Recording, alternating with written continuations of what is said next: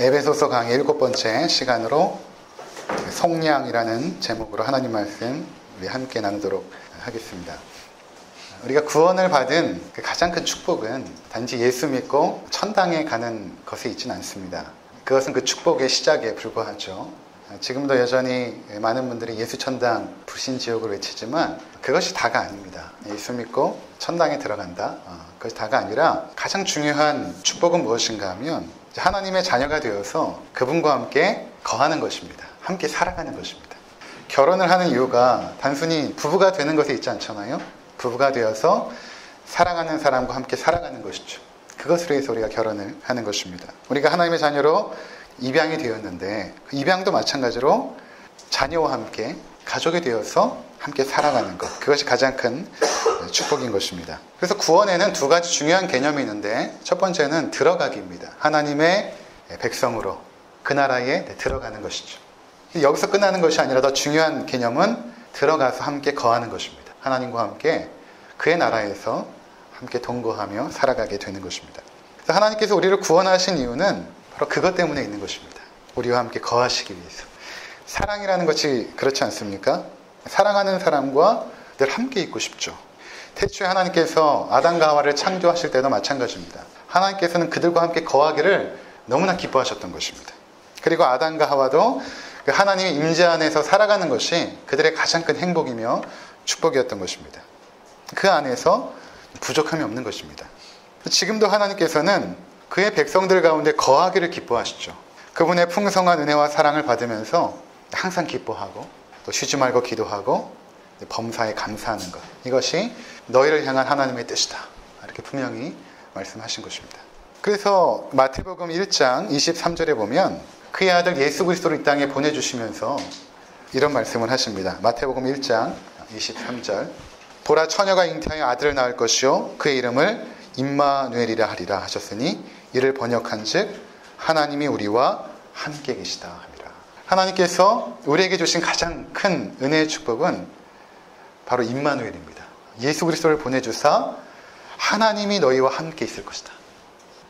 그래서 하나님께서 우리를 얼마나 사랑하셨으면 우리와 함께 거하시기 위해서 인간이 되어서 이 땅에 오신 것입니다. 개나 고양이를 키우는 분들이 정말 극진히 개와 고양이를 사랑하지 않습니까? 근데 그렇다고 해서 개나 고양이가 되고 싶어 하진 않습니다. 근데 하나님께서는 우리를 너무나 사랑하시고 우리와 함께 거하시기 위해서 사람이 되어서 이 땅에 오신 것입니다. 그래서 마태복음의 1장 23절에 임마누엘에 대해서 말씀하시고 하나님이 너희와 함께 계신다 말씀하시고, 마태복음의 맨 마지막 마태복음 28장 29절에 보면 예수님께서 이렇게 말씀하십니다. 내가 세상 끝날까지 너희와 항상 함께 있으니라.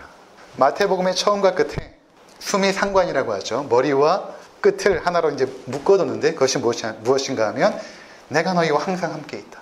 그러니까 예수님께서 이 땅에 오신 가장 중요한 이유는 우리와 함께 하시기 위해서 그렇게 하신 것입니다. 그래서 하나님께서 우리와 함께 하시기를 너무나 기뻐하시죠. 그러니까 우리가 하나님의 자녀가 되었다면 하나님께서 우리 안에 함께 거하시는 것입니다. 여러분들이 의식하던 의식하지 않던 간에, 내가 경험하던 경험하지 않던 간에 하나님의 말씀은 내가 너희와 함께 있다 라고 말씀하고 계시는 것입니다.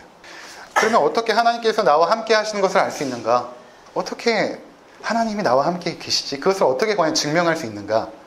고린도전서 12장 3절에 성령으로 아니하고는 누구든지 예수를 주시라 할 수 없느니라. 성령으로 아니하고는 누구든지 예수를 주시라 할 수 없느니라. 그러니까 여러분들이 예수를 주님 이렇게 고백할, 주님이라는 것은 하나님이라는 고백입니다. 예수님을 나의 주님, 나의 하나님이라고 고백할 때 이미 성령께서 여러분 안에 계시다라는 것입니다. 성령님이 계시지 않으면, 성령님이 우리 안에 계시지 않으면 예수를 주님이라고 고백할 수가 없는 것입니다. 성령은 하나님의 영이잖아요. 하나님이십니다. 하나님께서 영으로 거하시는 것이 성령인데 그 하나님이 우리 안에 거하셔서 우리가 고백하는 것이 예수는 주님입니다. 예수는 그리스도입니다. 이렇게 고백하는 것입니다. 그래서 고린도전서 3장 16절에 이렇게 말씀하십니다. 너희는 하나님의 성전이다. 너희가 하나님의 성전인 것과 하나님의 성령이 너희 안에 계시는 것을 알지 못하느냐. 우리 안에 성령께서 거하시기 때문에 우리의 존재는 성전이다. 이렇게 말하고 있는 것입니다. 성전은 하나님이 거하는 장소잖아요. 성전은 더 이상 건물로서 존재하지 않죠.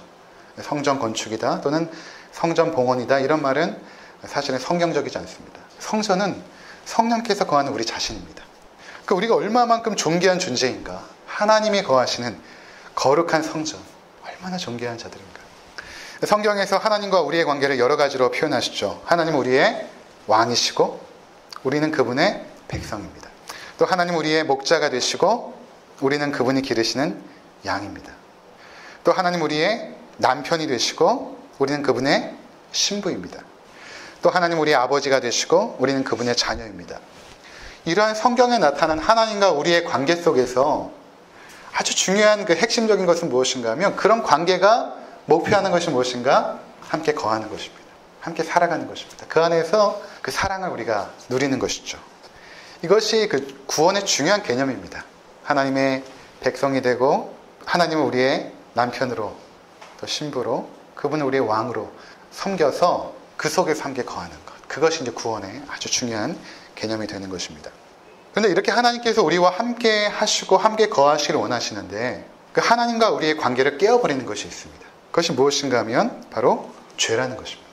이사야 59장 2절에 오직 너희 죄악이 너희와 너희 하나님 사이를 갈라놓았고 너희 죄가 그의 얼굴을 가리어서 너희에게서 듣지 않으시게 함이니라.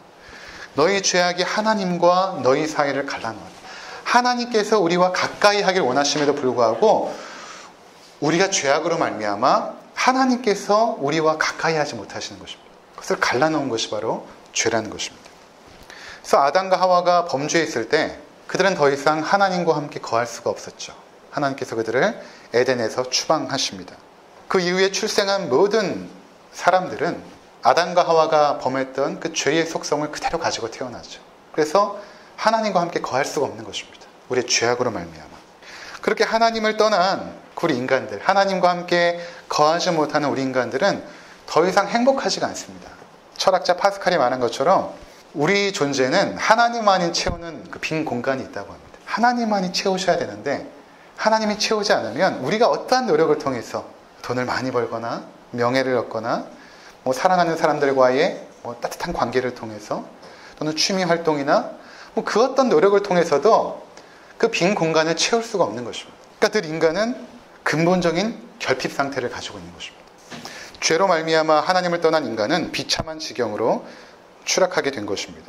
그래서 하나님을 떠난 인간이 더 이상 하나님의 사랑을 받지 못하니까 당연히 이웃을 사랑할 수가 없는 것입니다.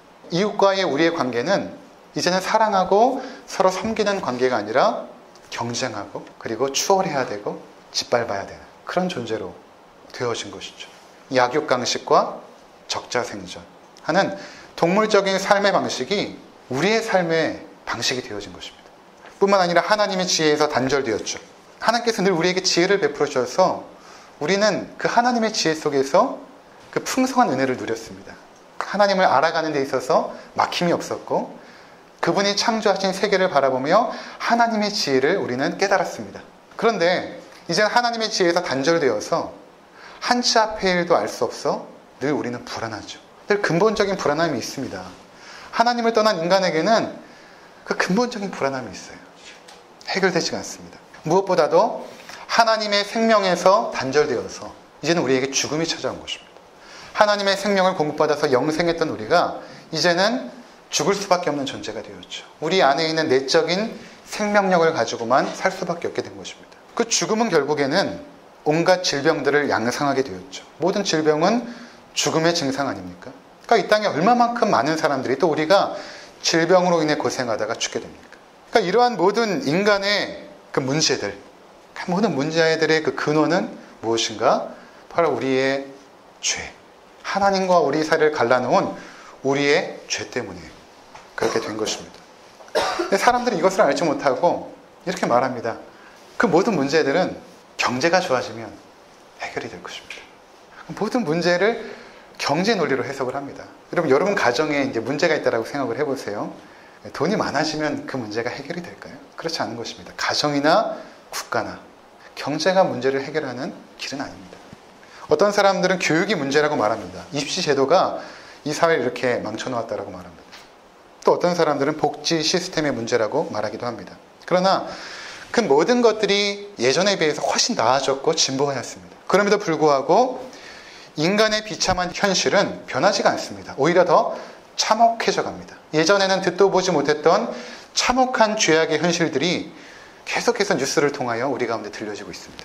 더 중요한 것이 있는데 이러한 그 죄의 문제는 인간이 스스로 해결할 수가 없다는 데 있습니다. 우리가 죄의 문제를 해결할 수가 없습니다. 왜 그렇습니까? 모든 사람이 죄인이기 때문에 그렇습니다. 누군가 좀 의로운 사람이 있다면 그 죄인을 구원해 줄 텐데, 그 죄의 문제를 해결해 줄 텐데 모든 사람이 죄인입니다.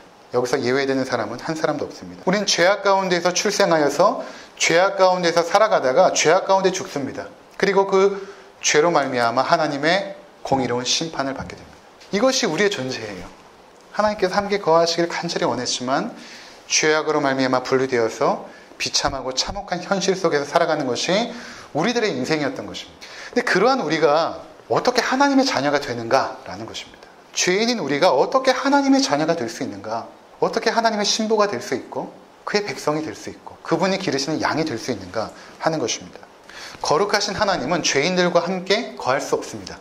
하나님은 빛이시기 때문에 빛이 어둠 가운데 비치면 어둠은 산산이 분해되어지죠. 마찬가지로 하나님이 죄인들에게 임재하면 죄인들은 산산이 분해되어집니다. 구약에서도 이사야나 또는 모세 같은 경우에 하나님의 임재 가운데 거했을 때 첫 번째 나온 고백이 무엇인가 하면 내가 죽게 되었습니다. 하나님의 영광 앞에 내가 섰으니 이제는 죽게 되었습니다. 라는 고백이었습니다. 함께 할 수 없죠. 근데 어떻게 지금 우리는 하나님과 함께 거하고 있고 어떻게 성령께서 우리 안에 계시는가 하는 것입니다. 여러분 지금도 여전히 죄를 범하지 않습니까? 하나님의 자녀가 됐음에도 불구하고 우리는 죄를 범합니다. 그럼에도 불구하고 어떻게 우리 안에 성령께서 하나님께서 성령으로 계속해서 거하시는가? 왜 떠나지 않으시는가? 어떻게 그것이 가능한가? 라는 것입니다. 구약에 보면 성령께서 구약에도 그의 백성들 가운데 임재하죠. 특별히 사울에게 임재했습니다. 그러니까 사울이 예언도 하고 결국에는 왕이 되지 않습니까? 결국에는 그의 죄악으로 말미암아 성령이 사울을 떠납니다. 그리고 악한 영이 사울을 장악해버리죠. 근데 이것을 누가 곁에서 봤냐 하면 다윗이 봤습니다. 하나님의 영이 거할 때와 하나님의 영이 떠났을 때를 다윗이 본 것입니다. 근데 다윗이 나중에 왕이 되고 나서 밧세바를 범하는 간음죄를 범합니다. 그리고 나단의 책망을 받게 되죠. 당신이 하나님 앞에서 범죄했습니다. 책망을 받습니다. 그때 다윗이 하나님 앞에 무릎을 꿇고 간절히 기도하고 고백하며 회개합니다. 그 회개의 내용이 무엇인가 하면 시편 51편 10절과 11절을 제가 읽어드리겠습니다. 하나님이여 내 속에 정한 마음을 창조하시고 내 안에 정직한 영을 새롭게 하소서. 나를 주 앞에서 쫓아내지 마시며 주의 성령을 내게서 거두지 마소서. 하나님의 성령을 내게서 거두지 마옵소서. 다윗이 가장 두려워했던 것이 이것입니다. 하나님의 성령을 내게서 거두지 마옵소서. 그것처럼 심각한 것이 없습니다. 그런데 어떻게 구약에 그렇게 성령께서 임재하기도 했다가 때는 죄악으로 말미암아 떠났는데 지금 우리에게는 성령께서 여전히 함께 하신단 말이에요. 우리도 때로는 죄악을 범하고 부끄럽고 연약함 속에서 살아가는데 하나님께서 우리를 떠나지 않으십니다. 도대체 어떻게 된 것인가? 예수님께서 이렇게 말씀하십니다. 요한복음 14장 16절에서 18절. 내가 아버지께 구하겠으니 그가 또 다른 보혜사를 너에게 주사 영원토록 너희와 함께 있게 하리니 그는 진리의 영이라 세상은 능히 그를 받지 못하나니 이는 그를 보지도 못하고 알지도 못함이라. 그러나 너희는 그를 아나니 그는 너희와 함께 거하시며 너희 속에 계시겠음이라. 내가 너희를 고아와 같이 버려두지 아니하고 너희에게로 오리라. 예수님께서 이제 십자가를 지시기 전에 제자들을 떠나면서 하셨던 말씀입니다. 내가 가는 것이 너희에게 유익이다. 왜냐하면 내가 떠나면 너희에게 보혜사 성령께서 오실 것이다. 내가 그분을 하나님께 간구할 터인데 그러면 보혜사 성령께서 너희에게 오실 것이다. 그가 오시면 영원히 너희와 함께 있을 것이다. 너희를 떠나지 아니하고 영원히 함께 있을 것이다. 그가 너희와 함께 있고 또한 너희 속에 계실 것이다. 이렇게 예수님께서 약속을 하시는 것입니다. 어떻게 그것이 가능한가? 그 해답이 바로 오늘 우리가 나눌 속량이라는 주제 가운데 있는 것입니다. 이 속량으로 말미암아 하나님의 임재가 우리 가운데서 떠나지 않습니다. 속량으로 말미암아. 그럼 이 속량이 무엇인가? 이 원어로는 아폴리트로시스라고 말합니다. 이 아폴리트로시스는 시장에서 사용하던 용어였습니다. 당시에. 그 당시에 특별히 로마 같은 경우에는 인구의 3분의 1이 노예였습니다. 노예가 굉장히 많았던 것이죠. 노예를 사고 파는 시장이 있었습니다. 노예들은 짐승 취급을 받았습니다. 그래서 그들을 사고 팔기도 했는데 간혹 어떤 경우가 있냐면 그 노예 신분은 이렇게 대물림이 되거든요. 그런데 자유인으로 있다가 내가 이제 돈을 빌린 것입니다. 갚지 못하게 되면 노예로 전락이 되어버립니다. 그러나 갑자기 경제적으로 어떠한 일 때문에 어려워져서 재산을 다 잃어버리게 되면 살아갈 능력이 없어지면 노예 신분으로 전락되는 경우도 간혹 있었습니다. 이렇게 노예가 되면 짐승처럼 살아가게 되는 것입니다. 인권이라는 것이 없습니다. 그런데 그렇게 노예가 된 상태에 있었는데 친족 중에 하나가 그 노예를 돈을 주고 삽니다. 그리고 나서 그를 이전에 자유인의 신분으로 해방을 시켜줍니다. 이때 사용했던 단어가 이 속량이라는 단어였습니다. 속량. 이 노예를 사서 그를 자유인으로 풀어줄 때 치른 대가의 그 돈, 그것을 속량 또는 속전 이렇게 말했던 것입니다. 그래서 오늘 본문의 7절에 보니까 우리는 그리스도 안에서 그 은혜의 풍성함을 따라 그의 피로 말미암아 속량, 곧 죄 사함을 받았다. 우리가 속량을 받았다. 이렇게 말합니다. 그러니까 우리가 이전에 그 상태는 어떤 상태였냐면 어떠한 신분이었냐면 다 죄의 종이었죠. 요한복음 8장 34절 예수께서 대답하시되 진실로 진실로 너에게 이르노니 죄를 범하는 자마다 죄의 종이라. 너희들은 죄의 종이다. 예수님께서 말씀하신 것입니다. 그 당시에 유대인들이 우리는 자유인이다 그렇게 주장했지만 예수님은 그들을 향하여 너희들이 죄를 범하는 것을 보면 죄의 종이다. 또 로마서 6장 17절 함께 읽겠습니다. 너희가 본래 죄의 종이더니 죄의 종이었습니다. 그러니까 죄를 범할 수 없는 상태에 있었다는 것입니다. 죄를 범해서 죄의 종이 된 것이 아니라 죄의 종이기 때문에 죄의 노예이기 때문에 죄를 범할 수밖에 없는 상태의 존재, 그것이 우리였습니다. 그러니까 죄가 우리를 다스렸던 것이죠. 우리가 적극적으로 자발적으로 죄를 짓는 상태 가운데 있었습니다. 그것을 탐닉했던 것입니다. 그러니까 우리가 실수로 죄를 짓지 않습니다. 대부분 스스로 선택합니다. 그리고 그것을 탐닉을 하죠. 근데 그랬던 우리를 하나님께서 속량하신 것입니다. 죄의 노예였던 우리를 하나님께서 값을 주고 사신 것입니다. 속량. 그리고 그 치르신 대가가 무엇입니까? 바로 아들의 피값으로 사신 것입니다. 죄의 삭은 사망이죠. 그리고 피 흘림이 없으면 속죄함이 없습니다. 그것이 하나님의 법입니다. 죄는 반드시 피 흘림을 통하여 사함을 받는데 바로 하나님께서 그의 자녀들의 죄를 사하기 위해서 그 값을 치르시죠. 아들의 피값으로 우리를 사신 것입니다. 속량하신 것입니다. 그래서 고린도전서 6장 19절과 20절 너희 몸은 너희가 하나님께로부터 받은 바 너희 가운데 계신 성령의 전인 줄을 알지 못하느냐. 너희는 너희 자신의 것이 아니라 값으로 산 것이 되었으니 그런즉 너희 몸으로 하나님께 영광을 돌리라. 하나님의 거는 성전이죠. 값으로 사신 것입니다. 하나님께서 우리를 값을 주고 사신 것입니다. 예수 그리스도라는 그 보혈의 피를 지불하시고 우리를 사신 것입니다. 요한계시록 5장 9절 10절 그들이 새 노래를 불러 이르되 두루마리를 가지시고 그 인봉을 떼시기에 합당하시도다. 일찍이 죽음을 당하사 각 족속과 방언과 백성과 나라 가운데서 사람들을 피로 사서 하나님께 드리시고 그들로 우리 하나님 앞에서 나라와 제사장들을 삼으셨으니 그들이 땅에서 왕노릇 하리로다. 요한이 이제 계시를 봤잖아요. 천상에서 찬송하는 성도들의 모습을 보게 되는데 그 보좌에 하나님 오른손에 두루마리가 있죠. 하나님의 구원의 역사가 펼쳐져야 되는 그 두루마리. 근데 그것을 누구도 건드릴 수 없는 것입니다. 하나님의 오른손에 있으니 누가 그것을 손대겠습니까? 근데 이 두루마리는 펴져야 되는 것입니다. 그래야 하나님의 구원의 역사가 인류 가운데 펼쳐지기 때문에. 근데 그것을 펼 사람이 아무도 없기에 요한이 통곡하며 울죠.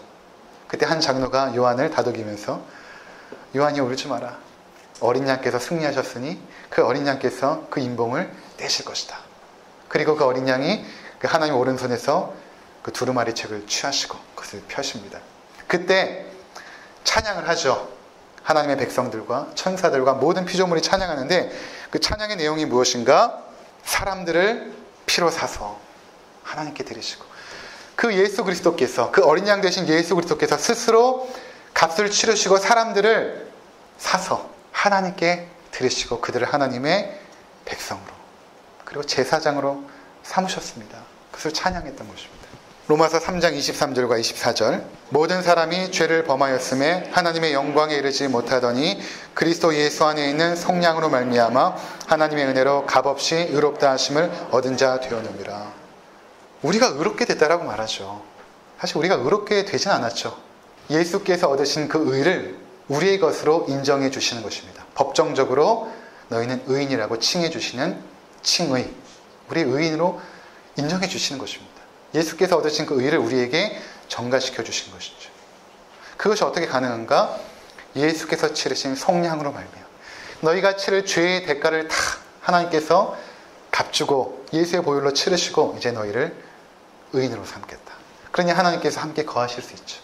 하나님은 죄인과 함께 거할 수 없지만 의인들과 함께 거하시기 때문에 우리와 함께 거하실 수 있는 것입니다. 레위기 16장에 보면 그 당시 이스라엘 백성들이 죄를 범하면 그 죄를 속죄하는 방식이 이렇습니다. 하나님께서 명하신 것인데 2마리 염소를 데리고 옵니다. 그러면 제사장이 그 1마리 염소에게 그 머리에 손을 얹고 안수 기도를 합니다. 어떤 기도냐면 그 죄인들의 죄를 그 염소에게 전가시키는 것입니다.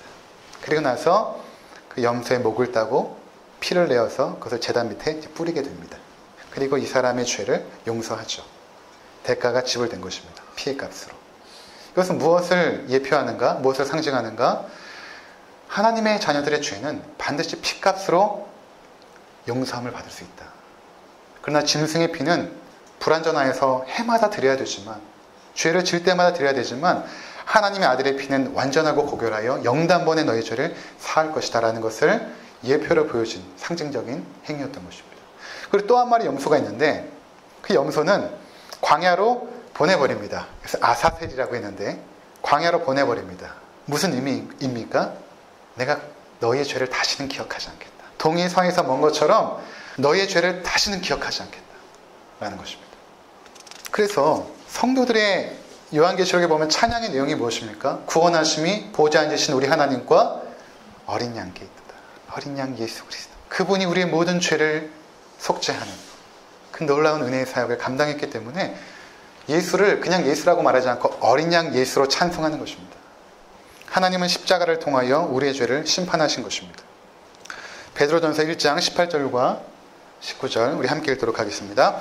너희가 알거니와 너희 조상이 물려준 헛된 행실에서 대속함을 받은 것은 은이나 금같이 없어질 것으로 된 것이 아니라 오직 흠이 없고 점없는 어린 양 같은 그리스도의 보배로운 피로 된 것이라.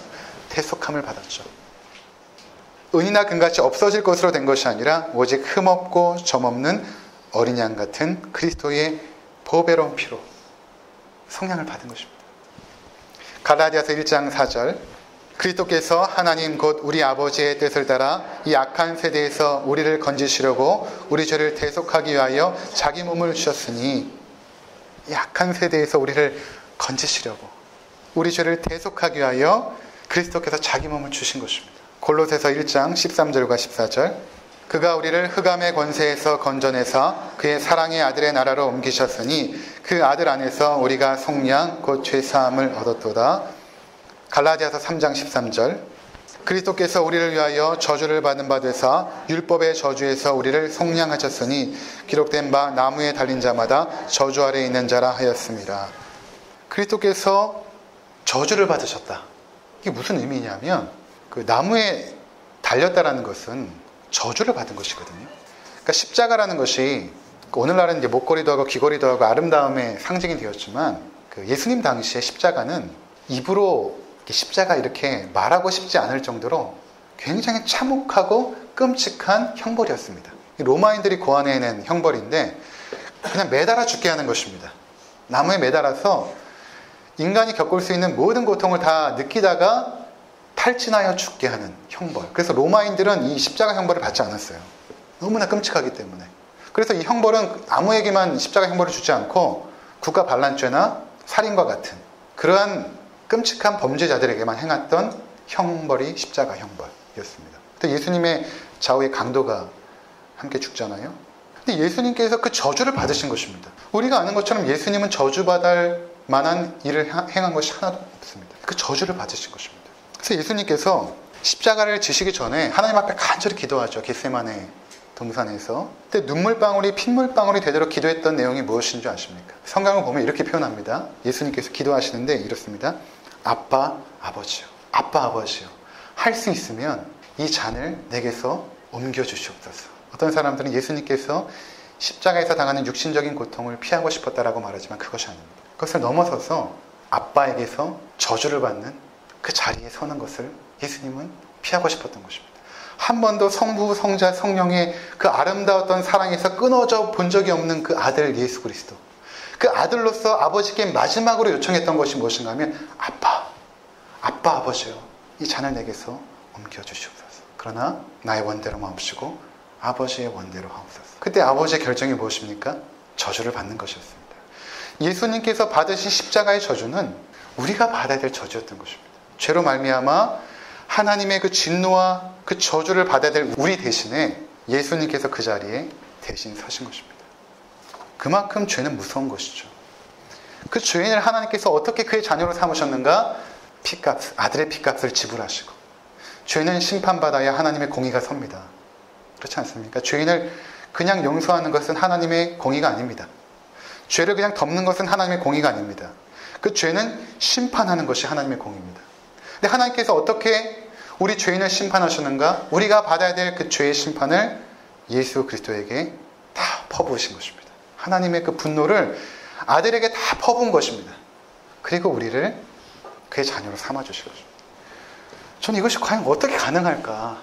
근데 과연 하나님 나라에 가서 하나님을 배우게 될 때 과연 이해할 수 있을까? 그래서 에베소서 1장 6절을 한번 보시기 바랍니다.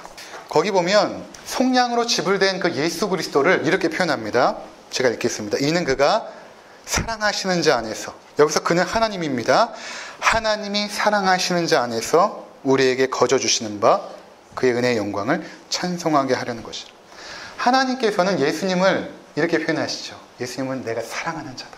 내가 사랑하는 자다. 그래서 예수님께서 요한에게 세례를 받으시고 올라오실 때에 그때 성부, 성자, 성령이 함께 등장하십니다. 하늘로부터 성령이 비둘기처럼 임했고, 비둘기가 임했다는 것이 아니라 비둘기처럼 성령이 임했고, 아들 예수께서 세례를 받으시고 하늘로부터는 하나님의 음성이 들리는데 그 음성이 뭐냐면 이는 내 사랑하는 아들이요 내 기뻐하는 자라. 내 사랑하는 아들이다. 그리고 예수님께서 요한하고 야고보하고 베드로하고 산에 올라갑니다. 거기서 변형이 되십니다. 너무나 아름다운 광채의 모습으로 찬란한 신성을 보여주죠. 그때도 하늘에서 음성이 있었습니다. 분명하게 들렸는데 그걸 베드로가 나중에 베드로전서에서 기록합니다. 그때 어떤 음성을 들었는가? 하나님께서 이는 내 사랑하는 아들이요 내 기뻐하는 자라. 그래서 예수님을 하나님은 어떻게 표현하기 원하시냐면 내 사랑하는 아들. 근데 그 사랑하는 아들을 하나님께서 우리 죄값으로 들이신 것입니다. 이것을 우리가 과연 어떻게 이해할 수 있겠습니까? 우리가 이해할 수 없기 때문에 이미 창세기 22장에 아브라함이 이삭을 드리는 것을 통하여 미리 예표해 주셨습니다. 하나님께서 아브라함에게 이상한 그 명령을 하시죠. 하나밖에 없는 그 아들, 독자 이삭을 내가 내게 지시한 그 산에서 번제로 드리라. 그 근처에도 번제단이 많았는데 하나님께서는 그렇게 하지 아니하시고 내가 지시한 그 산에 가서 그냥 이삭이라고 말하지도 않고 내 사랑하는 아들, 독자 이삭 이렇게 지명하십니다. 내 사랑하는 아들, 독자 이삭. 3일 길을 걸어갑니다. 하나님께서 세우신 곳이 어디냐면 모리아산입니다. 모리아산에 아브라함과 아들이 올라갑니다. 아들이 묻습니다. 아버지, 여기 번제로 드릴 나무도 있고 불도 있는데 제물이 어디 있습니까? 아브라함이 대답하죠. 제물은 하나님께서 자기 자신을 위하여 친히 준비할 것이다. 제물은 하나님께서 자기 자신을 위하여 친히 준비할 것이다. 그리고 마침내 이삭을 번제단에 올려놓고 아브라함이 그를 잡으려고 합니다. 그때 하늘로부터 음성이 들리죠. 아브라함아, 아브라함아, 내 손을 그에게 대지 말라. 이제야 내가 나를 경외하는 줄 알겠노라. 그리고 이삭을 번제단에 내려놓고 보니까 한 어린 양이 수풀에 걸려있는 것입니다. 그 어린 양을 죽이고 피를 흘려 제단에 뿌리고 그 어린 양을 들여 하나님 앞에 경배를 드립니다. 그리고 중요한 내용이 나오죠. 하나님께서 그곳을 여호와 이레라 불렀던 것입니다. 여호와의 산에서 준비될 것이다. 여호와의 산에서 준비될 것이다. 그 여호와의 산이 어디입니까? 모리아 산입니다. 그 모리아 산이 지금 어디입니까? 예루살렘 갈보리 언덕. 그것이 모리아 산이었습니다. 한참 지난 이후에 그곳에 이삭처럼 한 사람이 나무를 지고 그 산에 올라갑니다. 우리 주 예수 그리스도이십니다. 거기에서 십자가를 지고 피를 흘려 죽게 됩니다. 요한은 예수께서 자기에게 세례를 받으러 나오실 때 이렇게 외쳤습니다. 보라, 세상 죄를 지고 가는 하나님의 어린 양이로다. 우리의 죄를 지고 가는 하나님의 어린 양. 그분께서 이 땅에 오신 것입니다. 여호와의 산에서 완벽하게 준비된 것이죠. 그 어린 양이. 우리가 이해할 수 없기 때문에 네가 아브라함의 마음을 한번 헤아려 보지 않겠니? 아들을 죽이러 가는 그 3일 동안 그 아버지의 마음이 어떠했겠니? 마지막에 죽일 때 그 아버지의 마음이 어떻겠니? 그래서 어떤 목사님은 그런 말씀을 하세요. 하나님께는 결코 잊혀지지 않는 밤의 상처가 있는데 그것은 바로 아들을 십자가에 죽인 상처입니다. 왜 그렇게 하셨는가? 왜 사랑하는 그 독자 아들을 왜 그렇게 드렸는가? 그것은 우리가 이해할 수 없고 성경이 우리에게 보여주는 것은 그것은 너희를 사랑하기 때문이다. 그것은 너희를 사랑하기 때문이다. 그 사랑이 우리에게 임하는 것입니다. 그 속량으로 말미암아 우리가 하나님의 자녀가 된 것이죠. 그래서 그 예수 그리스도의 고귀한 피값으로 말미암아 우리의 과거의 죄와 현재의 죄와 앞으로 범하게 되는 모든 죄 또한 영단번에 해결해 주신 것입니다. 더 이상 우리에게 정죄함이 없는 것이죠. 예수 그리스도의 정결한 고귀한 피가 우리를 모든 죄의 저주에서 완전히 해방시켜 주신 것입니다. 그래서 하나님의 자녀로 살아가는 것입니다. 성령께서 우리 안에 떠나지 않죠. 그분의 자녀 삼으신 그 성량의 피가 있기 때문에. 나중에 여러분들이 저 영원한 천국에 올라갔을 때 바로 그 예수 그리스도께서 여러분을 맞이해 주실 것입니다. 그분을 늘 소망하시고 기대하며 살아가시는 우리 모두가 되시기를 주의 이름으로 축원을 드립니다. 기도하시겠습니다.